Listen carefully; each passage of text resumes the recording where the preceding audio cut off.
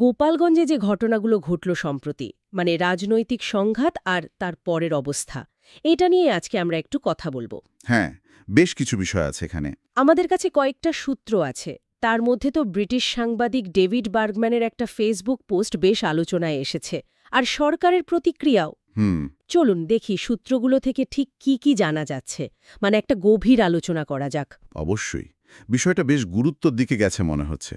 দেখুন, 17 July David Bergman ফেসবুকে লিখলেন। হ্যাঁ, কি লিখেছেন তিনি? তিনি বলছেন, গোপালগঞ্জে যে সহিংসতা হলো, বিশেষ করে 16 তারিখে, তাতে যারা মারা গেলেন তাদের মৃত্যুর কারণ জানতে একটা স্বাধীন বিচারিক তদন্ত কমিটি দরকার। স্বাধীন বিচারিক তদন্ত কমিটি? হ্যাঁ, তিনি তার পোস্টে শুরুতে অবশ্য 4 জনের মৃত্যুর কথা উল্লেখ করেছিলেন। এই স্বাধীন শব্দটা খুব গুরুত্বপূর্ণ এখানে, তাই না? মানে তিনি কি সরকারি তদন্তে ভরসা পাচ্ছেন না? ব্যাপারটা সেরকম ইঙ্গিত করে।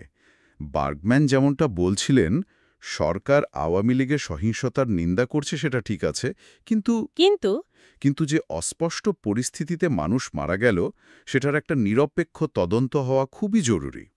শুধু সরকারি ভাষ্য বা দলের কথার বাইরে গিয়ে আসল ঘটনাটা জানা দরকার। বোঝা যাচ্ছে। এরপরেই তো সরকারের প্রতিক্রিয়া এলো, তাই না? ঠিক তাই। বার্গম্যানের পোস্টের পরপরই প্রধান উপদেষ্টার যিনি প্রেস সচিব আছেন, শফিকুল আলম, হ্যাঁ, শফিকুল আলম। তিনি বার্গম্যানের পোস্টটা ফেসবুকে শেয়ার করে একটা উত্তর দিয়েছেন। বলেছেন যে একটা তদন্ত কমিটি করা হবে। আচ্ছা, তদন্ত কমিটি। হ্যাঁ, এবং সেই কমিটি নাকি ঘটনার কারণ, কেন মানুষ মারা গেল, কারা এই সহিংসতার জন্য দায়ী, এই সব কিছুই খতিয়ে দেখবে। তার মানে সরকারও তদন্তের দরকার আছে বলে মনে করছে। কিন্তু ওই যে বার্গম্যান বললেন স্বাধীন বিচারিক তদন্ত, আর সরকার বলছে তদন্ত কমিটি, এই দুটোর মধ্যে কি কোনো ফারাক আছে, মানে কার্যকারিতার দিক থেকে? এটা একটা খুব গুরুত্বপূর্ণ প্রশ্ন তুলেছেন। সাধারণত যখন বিচারিক তদন্ত কমিটি বলা হয়, তখন বোঝায় যে কমিটিতে বিচার বিভাগের কেউ থাকবেন বা বিচার বিভাগের তত্ত্বাবধানে হবে। যেটা হয়তো তুলনামূলকভাবে বেশি স্বাধীন মনে হতে পারে। হ্যাঁ, তুলনামূলকভাবে বেশি স্বাধীন আর নিরপেক্ষ ভাবা হয় আর কি। অন্যদিকে শুধু তদন্ত কমিটি বললে সেটা অনেক সময় নির্বাহী বিভাগের অধীনে গঠিত হয়। হুম। এখন সেটার গঠন বা কাজের পরিধি ঠিক কতটা স্বাধীন হবে সেটা তো এখনই বলা মুশকিল। আর অতীতেও তো আমরা দেখেছি বিভিন্ন সরকারি তদন্ত কমিটির কাজ নিয়ে প্রশ্ন উঠেছে। ঠিক, সেই অভিজ্ঞতা থেকে একটা সংশয় তো থাকেই। আচ্ছা, একটু পেছনের ঘটনায় যাই। এই যে 16 তারিখের সহিংসতা, এর শুরুটা কিভাবে?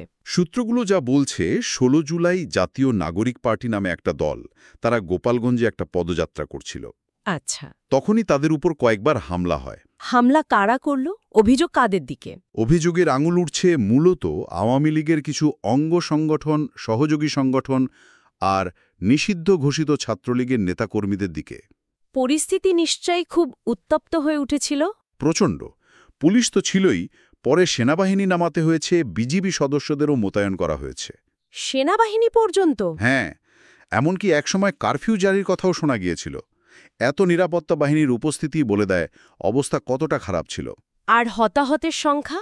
বার্গম্যান শুরুতে 4 জনের কথা বললেও পরে তো সংখ্যাটা বেড়েছে।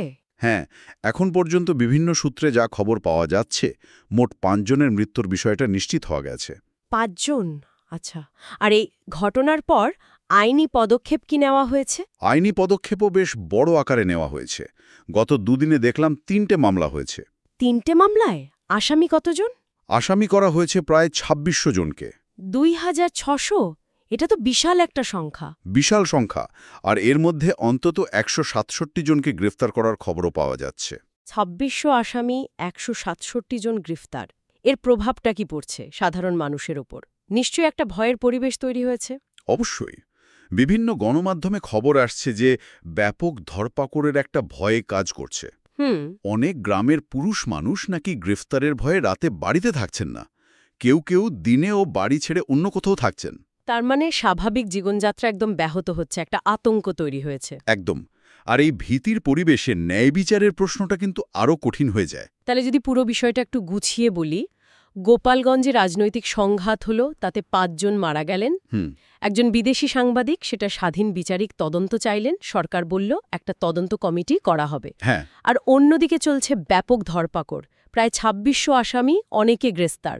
স্থানীয়দের মধ্যে আতঙ্ক। ঠিক এটাই। পুরো পরিস্থিতিরই এখন খুব সংবেদনশীল। একদিকে যেমন দরকার উত্তেজনা কমানো, স্বাভাবিক অবস্থা ফেরানো, ঠিক। অন্যদিকে তেমনি ঘটনার একটা স্বচ্ছ নিরপেক্ষ তদন্ত হওয়া দরকার। কারা দোষী সেটা খুঁজে বের করা, ন্যায় বিচার নিশ্চিত করা, এটাও সমান জরুরি। এখন এই যে স্বাধীন তদন্তের দাবি আর সরকারি কমিটির আশ্বাস, এর মধ্যে কোন পথে গেলে এই দুটো লক্ষ্যই মানে উত্তেজনা কমানো এবং ন্যায় বিচার পূরণ হবে, সেটাই আসল প্রশ্ন। সেটাই এখন দেখার বিষয়।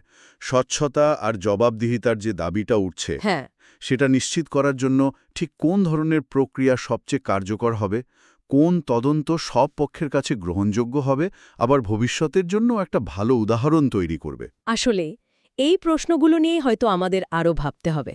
আজকের মতো এখানেই শেষ করা যাক।